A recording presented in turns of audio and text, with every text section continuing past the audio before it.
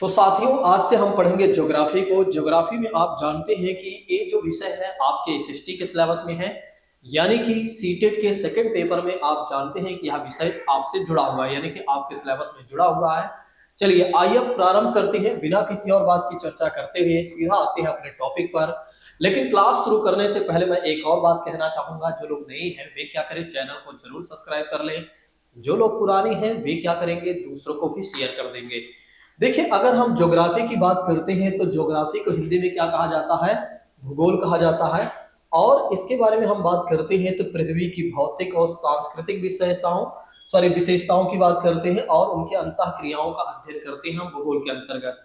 तो भूगोल के अंतर्गत यदि हम देखें तो हम पृथ्वी की भौतिक और सांस्कृतिक विशेषताओं को और साथ ही साथ जो उनके बीच अंतः क्रियाएं होती हैं उसका अध्ययन करते हैं हम ज्योग्राफी के अंतर्गत। उदाहरण के लिए अगर हम देखें तो इसमें पहाड़ों की बात की जाती है, नदियों की बात की जाती है, जलवायु की बात की जाती है, मानव संस्कृति की बात की जाती है, राजनीति की बात की जाती है और पर्यावरणीय प्रभावों की भी बात की जाती है। नेक्स्ट बात करते हैं कि भूगोल का अध्ययन करके हम क्या कर सकते हैं, अपने आसपास की दुनिया को बेहतर ढंग से समझ सकते हैं। अर्थात कहने का मतलब ये है कि ज्योग्राफी पढ़कर हम क्या कर सकते हैं कि हमारे आसपास की जो चीजें हैं उसको हम बेहतर तरीके से समझ सकते हैं। दूसरी बात करते हैं कि यह भी समझ सकते हैं कि मनुष्य इसके साथ कैसे बातचीत करते हैं।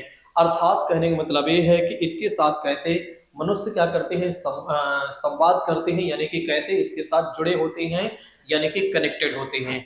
चलिए हम आगे बढ़ते हैं। अब जैसा कि बात करते हैं आकाशीय पिंड के बारे में, आइए हम समझ लेते हैं। तो आकाशीय पिंड की बात करते हैं तो अंतरिक्ष में वे वस्तुएं हैं जो हमें पृथ्वी पर दिखाई देती है। तो अंतरिक्ष में वे वस्तुएं जो हमें पृथ्वी पर दिखाई देती हैं, और जिसके अंतर्गत यदि आप देखते हैं तो तारों की बात की जाती है, तारे ग्रहों की बात की जाती है, चंद्रमा, क्षुद्रग्रह, धूमकेतु और बहुत कुछ शामिल होता है। नेक्स्ट बात करते हैं, इस लेख में हम सितारों, ग्रहों और आकाश गंगाओं के बारे में जानने का प्रयास करेंगे। अर्थात कहने का मतलब ये है कि इस टॉपिक्स में यदि आप देखें तो आज जो हम जानने वाले हैं सितारों के बारे में समझने वाले हैं, जिसे स्टार कहा जाता है या स्टार्स कहा जाता है। ग्रहों के बारे में हम जानने वाले हैं, साथ ही साथ हम आकाश गंगाओं के बारे में भी जानने वाले हैं, चंद्रमा के बारे में, क्षुद्र ग्रह आदि चीजों के बारे में आज हम अध्ययन करने वाले हैं। आइए सबसे पहले हम स्टार्स के बारे में समझ लेते हैं, यानी कि तारे किसे कहा जाता है। देखिए, अगर हम तारों की बात करते हैं तो तारे जो है बड़े पैमाने पर गैस के चमकीले गोले होते हैं। तो ध्यान रखिएगा, जो तारे होते हैं ये इनके बारे में बात करते हैं तो ये बड़े पैमाने पर गैस के चमकीले गोले हैं। तो अगर आपके एग्जामिनेशन में प्रश्न ए बन जाए कि गैस के चमकीले गोले किसे कहा गया है, तो तारों को कहा गया है। नेक्स्ट बात करते हैं, जो क्या करते हैं, प्रकाश और ऊष्मा उत्सर्जित करते हैं। तो एक करते क्या है, एक प्रकाश और ऊष्मा को क्या करते हैं, उत्सर्जित करते हैं। इनका निर्माण कैसे हुआ है, तो इनका निर्माण यदि आप देखें तो अंतरिक्ष में गैस और धूल के बादलों के गिरने से होता है। तो इनका निर्माण ऐसे होता है, गैस और धूल के बादलों के गिरने से होता है। नेक्स्ट बात करते हैं, तारे अपने द्रव्यमान और आयु के आधार पर क्या करते रहते हैं, आकार, रंग, तापमान में भिन्न होते हैं या बदलते रहते हैं। उन्हें उनके वर्ण क्रमीय प्रकार के आधार पर वर्गीकृत किया जा सकता है, जो तापमान और रासायनिक संरचना को क्या करते हैं, इंगित करते हैं। नेक्स्ट बात करते हैं सितारों के उदाहरणों में यदि आप देखते हैं तो एक तो स्वयं सूर्य ही है। सूर्य जो है एक तरह से यदि आप देखें तो तारा है, ये बातें ध्यान रखिएगा। और सीरियस की बात करते हैं, बेटेलगेस्ट की बात करते हैं, तो ये सारे जो है कहीं ना कहीं तारे के उदाहरण में आते हैं। तो आपके एग्जाम में प्रश्न ये बन सकता है कि निम्नलिखित में से कौन से तारे के उदाहरण है, तो ध्यान रखिएगा। अगर ऑप्शन में बन जाता है केवल तारा, केवल सूर्य, केवल सीरियस और केवल बेटेलगेस्ट, तो ध्यान रखेगा। या कहता लास्ट में कहता है इनमें से सभी, तो आप क्या लगाएंगे, सभी का एग्जाम्पल लगाएंगे कि हाँ सॉरी सही वाले ऑप्शन को क्लिक करेंगे कि हाँ इनमें से सभी जो है वो तारे के उदाहरण है। आइए मैं आपको बताता हूं कि कैसे तारों का निर्माण होता है। बहुत सारे लोगों को नहीं पता होता है। देखिए, नए तारे कैसे बनते हैं और धीरे धीरे कैसे वे बिगड़ते हैं, यानी कि कहने का मतलब ये है कि कैसे तारों को जो जीवन होता है वो समाप्त हो जाता है। समझिएगा दोस्तों, जैसा कि बात करते हैं हाइड्रोजन गैस से, या हाइड्रोजन गैस जब हीलियम गैस में परिवर्तित होती है तो इसके बीच में क्या होता है, नाभिकीय संलयन होता है। क्या होता है, नाभिकीय संलयन होता है। नाभिकीय संलयन होता है, जिसे बोला जाता है न्यूक्लियर फ्यूजन कहा जाता है। तो जब क्या होता है, हाइड्रोजन गैस हीलियम गैस में परिवर्तित होती है तो नया तारा बनता है या नए तारे बनते हैं। और जब नया तारा बनता है तो उस समय अगर आप देखें तो कहीं ना कहीं तारे में जो प्रकाश और ऊष्मा होती है वो काफी ज्यादा होती है, और जिसकी वजह से क्या होता है, तारों का जो रंग होता है वो कैसा होता है, नीला होता है। तो ध्यान रखिएगा, जब हाइड्रोजन गैस हीलियम गैस में परिवर्तित होती है तो क्या होता है, नए तारे बनते हैं। इसके बीच में क्या होता है, नाभिकीय संलयन होता है, यानी कि न्यूक्लियर फ्यूजन होता है, जिसकी वजह से क्या होता है, नए तारे बनते हैं। जब नए तारे बनते हैं तो तारों का कलर कैसे होता है, तो नीला होता है। कुछ समय बाद क्या होता है कि हाइड्रोजन गैस में कमी आने लगती है। कहने का मतलब ये है कि हाइड्रोजन गैस में कमी आने लगती है, और जिसकी वजह से क्या होता है, हीलियम गैस में जो परिवर्तन होता रहता है या जो नाभिकीय संलयन की क्रिया होती रहती है वो धीरे धीरे क्या होती है, बाधित होने लगती है। तो फिर तारों का जो रंग होता है दोस्तों वो बदल जाता है, यानी कि तारों के रंग की बात करते हैं वो बदल जाता है, क्योंकि हाइड्रोजन गैस में यहाँ कमी आ गई तो तारों का रंग कैसा हो जाता है, सफेद हो जाता है। यानी कि तारे फिर कैसे हो जाते हैं, तो सफेद हो जाते हैं। ठीक है, फिर आगे चलकर क्या होता है, हाइड्रोजन गैस में कुछ समय बाद और कमी आ जाती है, तो फिर क्या होता है, वही हीलियम गैस में जो परिवर्तन होता है वो कम होने लगता है। तो फिर तारों के रंग में फिर और कमी आ जाती है, तो तारों का रंग कैसा हो जाता है, तो पीले रंग का हो जाता है। तो ध्यान रखिएगा, तारे का रंग कैसा हो जाएगा, पीले रंग का हो जाएगा। आगे चलकर यदि आप देखेंगे तो हाइड्रोजन गैस में और कमी आ जाएगी, यानी कि हाइड्रोजन गैस और इसमें कह सकते हैं कमी आ जाएंगी।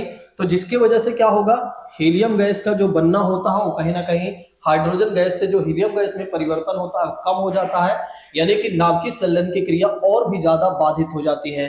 तो फिर तारों का रंग कैसा हो जाता है, तो तारों का रंग हो जाता है लाल हो जाता है।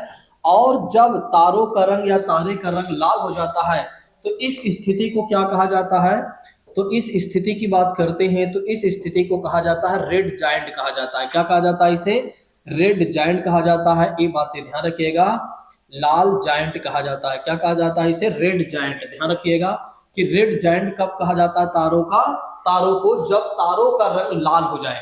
अर्थात कहने का मतलब ये है कि जब हाइड्रोजन गैस जो है, हाइड्रोजन गैस में और ज्यादा कमी आ जाती है और इसकी वजह से हीलियम गैस में जो परिवर्तन होता है या नाभिकीय संलयन की जो क्रिया होती रहती है वो बाधित होने लगती है, बिल्कुल कहते हैं। तो फिर क्या हो जाती है, तो फिर क्या होता है, तारों का रंग कैसा हो जाता है, लाल हो जाता है। फिर इस स्थिति को क्या कहा गया है, रेड जायंट कहा गया। क्या कहा गया है, रेड जायंट कहा गया है। ये बातें याद रखिएगा, क्योंकि कहीं ना कहीं आपके एग्जामिनेशन में यहां से प्रश्न बनते ही रहते हैं। चलिए अब हम बात कर लेते हैं, सीरियस की बात करते हैं। तो रात के आकाश में सबसे चमकीला तारा है और कैनिस मेजर जो है तारा मंडल में ही स्थित है। तो सीरियस की बात करते हैं तो आकाश मंडल में, सॉरी, रात के आकाश में यदि आप देखते हैं तो सबसे चमकीला तो तारा अगर कोई है तो वो है क्या है, सीरियस है। और कैनिस मेजर की बात करते हैं तो ये कहां पर स्थित है, तारा मंडल में स्थित है। तो ये कहां पर स्थित है, तारा मंडल में स्थित है। चलिए आगे बढ़ लेते हैं। अब हम बात करते हैं बेटेलगस की बात करते हैं। तो यह क्या है, यह एक लाल महादानव तारा है। तो यह कौन सा तारा है, तो लाल महादानव तारा है जो नक्षत्र ओरियन में स्थित है। तो कहां पर स्थित है, तो नक्षत्र ओरियन में स्थित है। इसकी खास बात यह है, यह ज्ञात सबसे बड़े और सबसे चमकीले तारों में से एक है, जिसका दायरा यदि आप देखें तो सूर्य से भी 1000 गुना अधिक है। तो इसकी खास बात यह है कि ये सूर्य से भी 1000 गुना अधिक है। आपके एग्जामिनेशन में ऐसे ही प्रश्न बनते हैं, तो ध्यान रखिएगा, जब ऐसे प्रश्न बने तो ध्यान से करिएगा आप लोग। जो बेटेलगस होता है इसको नग्न आंखों से आसानी से आप देख सकते हैं। और सर्दियों की बात करते हैं, सर्दियों की रात के आकाश में एक प्रमुख विशेषता के रूप में भी इसे आप देख सकते हैं। तो इतना ज्यादा कुछ आपको समझने की आवश्यकता नहीं है, बस इतना ही आप याद रखिए कि इसे नग्न आंखों से देख सकते हैं। पहली बात तो ये है। दूसरी बात, यह एक लाल महादानव तारा है जो कहां पर स्थित है, नक्षत्र ओरियन में स्थित है। फिर उसके बाद आप याद रखिएगा कि यह सबसे बड़े और सबसे चमकीले तारों में से एक है, और जिसका अगर आप देखते हैं तो जो चमक है वो सूर्य से भी 1000 गुना ज्यादा है। तो सूर्य से भी 1000 गुना ज्यादा है, ये बातें भी याद रखिएगा। बिल्कुल शॉर्ट तरीके से आप लोग क्या करिए, नोट्स बनाते चलिए। जैसा मैं आपको बता रहा हूं, पेन कॉपी लेकर रखिए, बस छोटी छोटी लाइन आप लिखते चलिए। 1 ही 2 दिन में आपका पूरा रिवाइज्ड हो जाएगा ज्योग्राफी।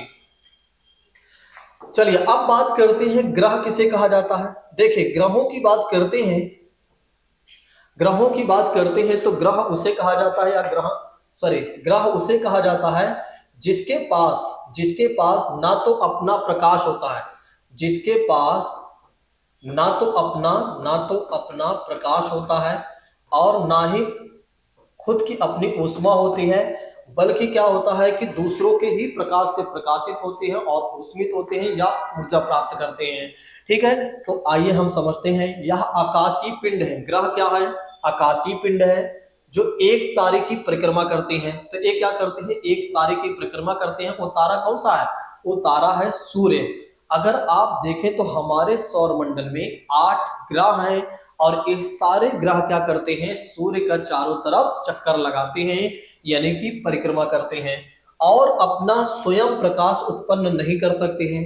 तो ग्रहों की खास बात यह है कि इनके पास स्वयं का अपना प्रकाश नहीं होता है। फिर उसके बाद जिस तारे की परिक्रमा करते हैं उसी से क्या होता है कि ये प्रकाशित होते हैं, तो उसी के प्रकाश से प्रकाशित होते हैं। जैसे कि पृथ्वी की बात करते हैं, मंगल की बात करते हैं, बुध की बात करते हैं, तो एक इसके चक्कर लगाते हैं, तो इस सूर्य के चारों तरफ चक्कर लगाते हैं और जिसकी वजह से क्या होता है? सूर्य के ही प्रकाश से प्रकाशित होते हैं। तो जिसकी वजह से क्या होता है? सूर्य के ही प्रकाश से प्रकाशित होते हैं। ठीक है, हमारे सौर मंडल में 8 ग्रह हैं। जैसे बुध की बात करते हैं, बुध की बात करते हैं, शुक्र की बात करते हैं, पृथ्वी, मंगल, बृहस्पति, शनि, यूरेनस और नेपच्यून की बात करते हैं। तो ये है हमारे 8 ग्रह हैं। ठीक है, चलिए नेक्स्ट बात कर लेते हैं। अगर आप देखना चाहें तो देख सकते हैं, ये सारे हमारे ग्रह हैं। ठीक है, इनको अगर आप देखना चाहें तो देख सकते हैं, नहीं तो याद करने की ट्रिक अगर आपको मैं बता देता हूं, याद कर लीजिए। ठीक है, जिसको ना याद हो, आप लोगों को संडे मंडे तो आता ही होगा, संडे मंडे के आधार पर याद कर लीजिए। देखिए सबसे पहले आपको शुरू करना है बुध से। सबसे पहले आएगा बुधवार आएगा। ठीक है, तो बुधवार के दिन क्या होगा? एक ग्रह आप देख लीजिएगा, बुध लिख लीजिए। बुध के बाद आता है कौन सा दिन आता है? बृहस्पति आता है। तो बृहस्पतिवार को छोड़ दीजिए, फिर आता है शुक्रवार आता है। और शुक्रवार जब आता है तो शुक्रवार के दिन आप क्या कर लीजिए? एक ग्रह जोड़ लीजिए, वो हो जाता है हमारा शुक्र हो जाता है। शुक्र के बाद क्या आता है? शनि आता है, यानी शनिवार आता है। तो शनिवार को छोड़ दीजिए, फिर एक दिन क्या आएगा? रविवार आएगा। और रविवार के दिन आप क्या जोड़ लेंगे? पृथ्वी को जोड़ लेंगे। किसे जोड़ लेंगे? पृथ्वी को जोड़ लेंगे। पृथ्वी एक ग्रह है। फिर उसके बाद यदि आप देखें तो फिर क्या हो जाता है कि उसके बाद सोम आता है। तो सोम के बाद आप छोड़ दीजिए, सोमवार के बाद मंगलवार जोड़ लीजिए और मंगलवार के दिन आप मंगल ग्रह को जोड़ लीजिए। किसको आप जोड़ लीजिए? मंगल ग्रह को जोड़ लीजिए। मंगल एक ग्रह है।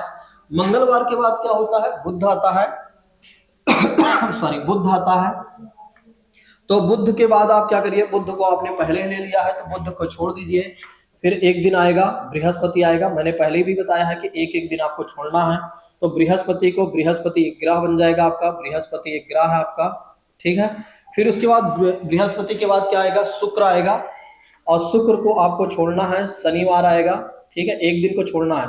शनिवार की बात करते हैं तो शनि आपका एक ग्रह बन जाएगा। फिर उसके बाद बात करते हैं अरुण वरुण आपका ग्रह हो जाएगा। अरुण और वरुण की बात करते हैं, अरुण और वरुण की बात करते हैं तो अरुण वरुण की बात करते हैं तो ये आपका ग्रह हो गया। ठीक है, आप देखिए कि आपके पास 8 ग्रह मिल गए। कौन कौन से 8 ग्रह हैं? ठीक है, मैं लिख दे रहा हूं। एक तो पहली बात करते हैं 1 हो गया, दूसरी बात करते हैं 1 मिनट, दूसरी बात करते हैं 2 हो गया, तीसरी बात करते हैं 1 मिनट, क्या हो रहा है, तीसरी बात करते हैं तो तीसरा आपका ए हो गया। चौथी बात कर लेते हैं तो चौथा ग्रह की बात करते हैं ए हो गया। और पांचवें ग्रह की बात करते हैं तो आपका ए हो गया। ठीक है, और छठे की बात करते हैं तो आपका शनि हो गया। और सातवें की बात करते हैं तो वरुण हो गया, अरुण हो गया, सातवां अरुण हो गया। और आठवां आपका कौन सा ग्रह हो गया? तो वरुण हो गया। ये देखिए 8 ग्रहों के बारे में हमने आपको बता दिया। अगर आपको संडे मंडे आता है तो फिर आप आराम से क्या करिए, एक दिन को एक ग्रह मान के चलिए, वो है बुध के दिन को मान के चलिए। और उसके बाद आप क्या करिए, एक एक दिन आप छोड़ते जाइए और रविवार को आप पृथ्वी मान लीजिएगा। बाकी सारी चीजें तो आपको जल्दी समझ में भी आ जाएगा और याद भी कर लेंगे आप। ठीक है, तो रविवार को हमने क्या माना हुआ है? पृथ्वी माना हुआ है। चलिए अब हम आगे बढ़ लेते हैं। चलिए आइए बात कर लेते हैं चंद्रमा के बारे में। देखिए चंद्रमा के बारे में हम बात करते हैं तो चंद्रमा जो है ना एक प्राकृतिक उपग्रह है। तो चंद्रमा की खास बात क्या है, तो चंद्रमा जो है एक नेचुरल सैटेलाइट है, ठीक है। ये क्या करते हैं, ग्रहों की परिक्रमा करते हैं। तो ये क्या करते हैं, ग्रहों की परिक्रमा करते हैं, इसीलिए इन्हें क्या कहा गया है, प्राकृतिक उपग्रह भी कहा गया है। देखिए ग्रह क्या करते हैं, सूर्य का चक्कर लगाते हैं, और जो उपग्रह होते हैं वे ग्रहों का चक्कर लगाते हैं, ठीक है। ये बातें ध्यान रखिएगा। चंद्रमा छोटे भी हो सकते हैं और बड़े भी हो सकते हैं, ऐसा नहीं है कि चंद्रमा केवल छोटे होंगे और चंद्रमा केवल बड़े होंगे। तो चंद्रमा छोटे भी हो सकते हैं और बड़े भी हो सकते हैं, उनकी अलग अलग रचनाएं या विशेषताएं हो सकती हैं। तो हर चंद्रमा की अपनी अलग विशेषता या अलग रचनाएं भी हो सकती हैं। उदाहरण के लिए पृथ्वी के चंद्रमा की बात करते हैं, तो पृथ्वी का चंद्रमा है जो अपने मेजबान की ग्रह की तुलना में अपेक्षाकृत बड़ा है। कहने का मतलब ये है कि चंद्रमा जो है पृथ्वी से भी बड़ा है, चंद्रमा जो है पृथ्वी से भी बड़ा है। और यह कैसे बना हुआ है, तो यह चट्टान और धूल से बना हुआ है, ठीक है। तो चंद्रमा जो है कैसे बना हुआ है, तो चट्टान और धूल से बना है। अगर आपका मन करता है तो एक बार आप चंद्रमा पर पहुंच जाइएगा, ठीक है, तो वहां आप देख लीजिएगा। तो यहाँ भला कौन जा पाएगा। अभी चंद्रयान 3 हमारा गया था जो कि सफल भी हुआ, सफल परीक्षण किया गया, और यहाँ पर यही बताया गया कि अभी हमें पानी वगैरह यहाँ पर नहीं मिला हुआ है, लेकिन अगर आप देखें तो यहाँ धूल कण और तमाम तरह की चीजें यहाँ पर मिली हुई हैं। चलिए अब बात कर लेते हैं तारामंडल की, बात करते हैं। नक्षत्र तारे के समूह को क्या कहा गया है, तारामंडल कहा गया। बस इसमें इतना ही याद रख लीजिए, बहुत है, ठीक है। नक्षत्रों के उदाहरण में उर्सा मेजर की बात करते हैं, और ओरियन और कैसियोपिका की बात करते हैं, तो ये शामिल है। चलिए आगे बढ़ लेते हैं हम। अब बात कर लेते हैं आकाश गंगाएं किसे कहा जाता है, आकाश गंगा किसे कहा जाता है। देखिए आकाश गंगा को अंग्रेजी में कहा जाता है गैलेक्सी, या आकाश गंगाओं की बात करते हैं तो इसे गैलेक्सीज कहा जाएगा। तो इसमें ज्यादा कुछ नहीं याद रखना है, बस इतना याद रखना है कि अरबों तारों के समूह को क्या कहा जाता है, आकाश गंगा कहा जाता है। तो अरबों तारों के समूह को क्या कहा जाता है, अरबों तारों के समूह को क्या कहा जाता है, आकाश गंगा कहा जाता है। और जो हमारी आकाश गंगा है, यानी कि हमारा सौरमंडल जो है वो मिल्की वे यानी कि हमारी आकाश गंगा में स्थित है। तो हमारा सौरमंडल कहाँ पर स्थित है, तो हमारी आकाश गंगा में स्थित है। और हमारी आकाश गंगा का नेम क्या है, मिल्की वे या दुग्ध मेखला। तो ये भी लिख लेना, दुग्ध मेखला भी आपके एग्जाम में पूछा जाता है, ठीक है। थोड़ा सा मैं दूसरा कलर ले लेता हूं, लिख दे रहा हूं। अच्छा एक मिनट, देखिए हमारी आकाश गंगा को क्या कहा गया है, मिल्की वे कहा गया है, या दुग्ध मेखला की बात करते हैं तो ये भी कहा गया है। और इसी आकाश गंगा में हमारा सौरमंडल स्थित है। तो इसी आकाश गंगा में हमारा सौरमंडल स्थित है, जो कि एक केंद्रीय पट्टी या सर्पिल भुजाओं वाली एक सर्पिल आकाश गंगा है हमारी। दूसरी बात करते हैं, अन्य प्रकार की भी आकाश गंगाएं पाई जाती हैं, या अन्य प्रकार की भी आकाश गंगाएं होती हैं। जैसे अंडाकार आकाश गंगाएं, आकाश गंगाओं के उदाहरणों में से एक शामिल है। एंड्रोमेडा गैलेक्सी की बात करते हैं, ट्रायंगुलम गैलेक्सी की बात करते हैं, लार्ज मैगेलेनिक क्लाउड की बात करते हैं। तो ये भी क्या है, आकाश गंगाएं ही हैं। लेकिन आपको क्या याद रखना है, आपको दो बातें याद रखना है आकाश गंगा में, ठीक है। ये याद रखना है, अरबों तारों के समूह को क्या कहा गया, आकाश गंगा कहा गया है। और हमारी आकाश गंगा को क्या कहा गया, मिल्की वे या दुग्ध मेखला कहा गया है। और दूसरी बात करते हैं, हमारी ही आकाश गंगा में हमारा सौर मंडल यानी कि सोलर सिस्टम स्थित है, ठीक है। तो हमारा सौर मंडल कहां पर स्थित है, तो हमारी आकाश गंगा में ही स्थित है। एग्जाम्पल में एक आध याद रखना चाहे तो रखें, नहीं तो कोई दिक्कत नहीं है। इसका आकार भी याद रख लेना, सर्पिल आकार के। चलो आगे बढ़ लेते हैं। ये देख सकते हैं, ये है हमारी आकाश गंगा। मन करता है तो आप देखिए, नहीं तो कोई बात नहीं, इतना तो समझ गए होंगे। चलिए अब बात कर लेते हैं सौर मंडल के बारे में, यानी कि सौर मंडल जिसे क्या कहा गया है, सोलर सिस्टम कहा गया है। तो सौर मंडल में कौन कौन सी चीजें आएंगी, जैसे सूर्य की बात करते हैं। जो सूर्य जो है ये क्या है, पूरे सौर मंडल का मुखिया है, यानी कि प्रधान है। तो सूर्य जो है पूरे सौर मंडल का मुखिया है, यानी कि प्रधान है। साथ ही साथ यदि आप देखें तो 8 ग्रह यानी कि प्लैनेट्स, उपग्रह और कुछ अन्य खगोलीय पिंड, जैसे क्षुद्र ग्रह की बात करते हैं, उल्का पिंड की बात करते हैं। तो ये सब मिलकर क्या करते हैं, सौर मंडल का निर्माण करते हैं। आपके एग्जामिनेशन में यहां से प्रश्न कई बार बन जाता है कि सौर मंडल में कौन कौन सी चीजें आएंगी, तो ध्यान रखिएगा। तो हमारे सौर मंडल में यदि आप देखेंगे तो 8 ग्रह, सूर्य, उपग्रह और कुछ अन्य खगोलीय पिंड जैसे क्षुद्र ग्रह की बात करते हैं और उल्का पिंड की बात करते हैं, तो ये सारे मिलकर क्या करते हैं, सौर मंडल का निर्माण करते हैं। अब हम बात कर लेते हैं ग्रह के बारे में, यानी कि या ग्रहों के बारे में, प्लैनेट्स की बात करते हैं। एक ग्रह की खास बात यह है कि एक बड़े आकाशीय पिंड हैं जो सूर्य के तारों की परिक्रमा करते, सूर्य जैसे तारे की परिक्रमा करते हैं। तो ये जो ग्रह होते हैं ना, ये सूर्य जैसे तारे की परिक्रमा करते हैं और हमारे सौर मंडल में 8 ग्रह हैं, जिसमें से अगर आप देखें तो हमने पहले ही बता दिया है। अब यहाँ पर हमें चर्चाएं करने की आवश्यकता नहीं है। तो अगर आप देखें तो ग्रहों के बारे में हमने पहले ही बता दिया है कि ग्रह जो होते हैं जिनके पास अपनी स्वयं का प्रकाश नहीं होता है, वे क्या करते हैं, दूसरों के ही प्रकाश से प्रकाशित होते हैं। जैसे सूर्य की बात करते हैं तो सूर्य क्या करता है, 8 ग्रहों को प्रकाश और ऊष्मा या ऊर्जा प्रदान करता है। दोस्तों ये बातें ध्यान रखिएगा। अब बात कर लेते हैं उपग्रह के बारे में। उपग्रह जो है आकाशीय पिंड है। क्या है, आकाशीय पिंड है जो किसी ग्रह या अन्य बड़े पिंड की क्या करते हैं, परिक्रमा करते हैं। तो उपग्रह की बात करते हैं जिसे सैटेलाइट कहा जाता है। तो इसकी खास बात यह है कि ये क्या करते हैं, ये क्या है, आकाशीय पिंड है जो किसी ग्रह या अन्य बड़े पिंड की क्या करते हैं, परिक्रमा करते हैं। नेक्स्ट बात करते हैं पृथ्वी का एक प्राकृतिक उपग्रह जो है वो चंद्रमा है।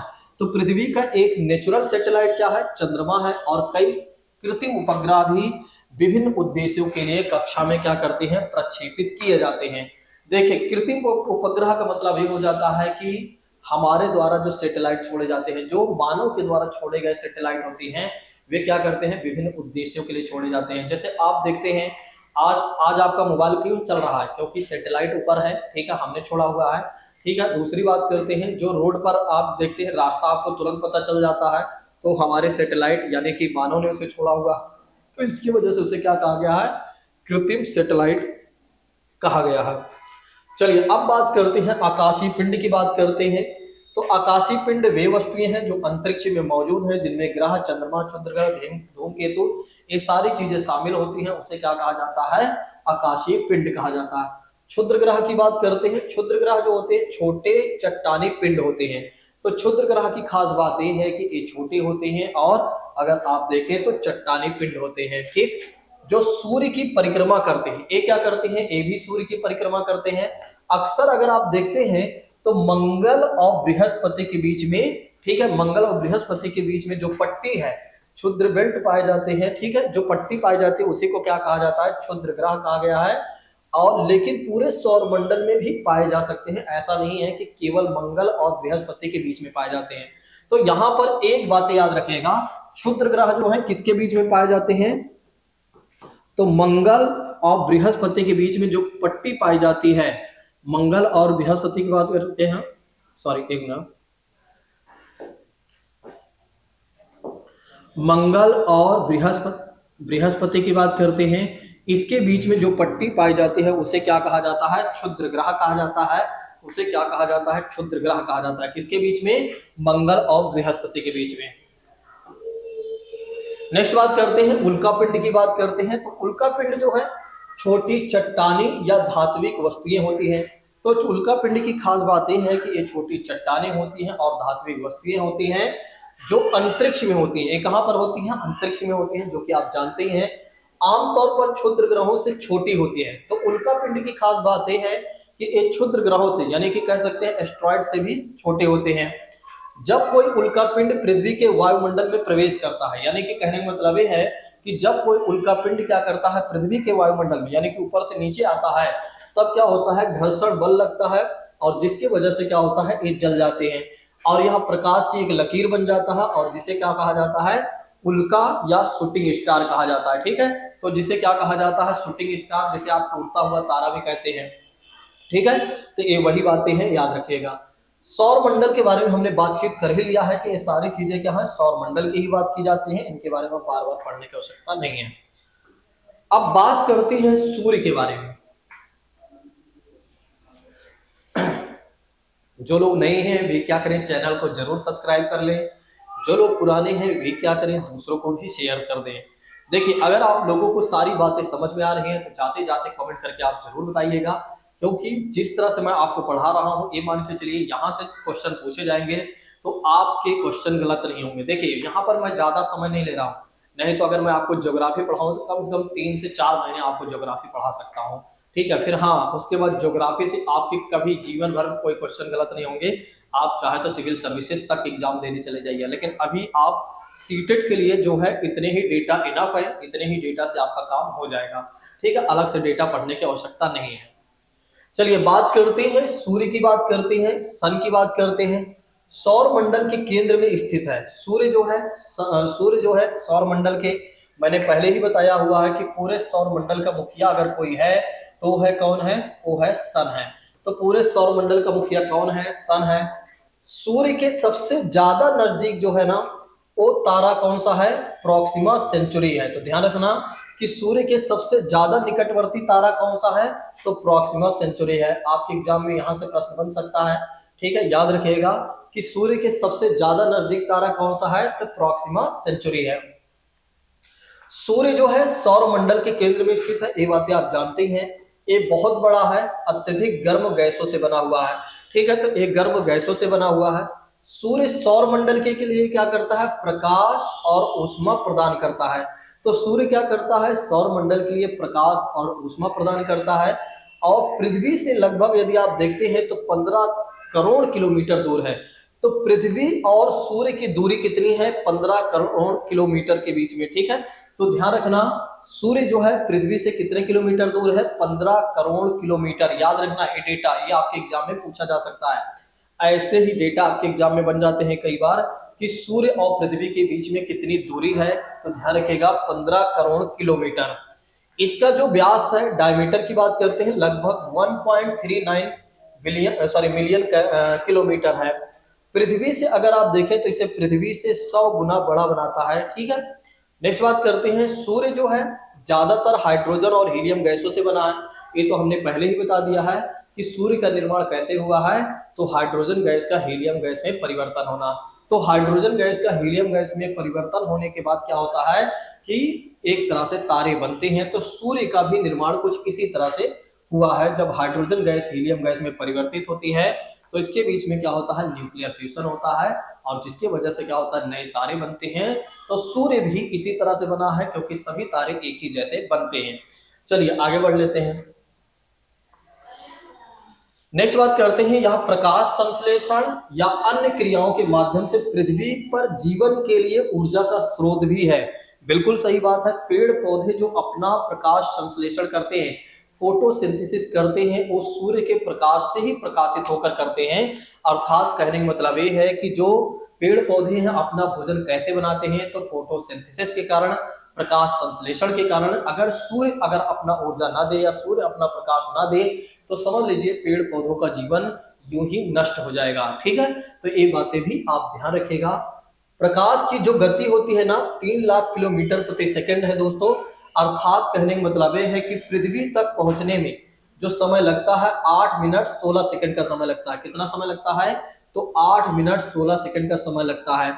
यानी कि सूर्य का जो प्रकाश है ना, सूर्य का जो प्रकाश है पृथ्वी तक पहुंचने में कितना समय लगता है, तो 8 मिनट 16 सेकंड का समय लगता है। 19 मत लिखिएगा, 16 सेकंड लिखिएगा।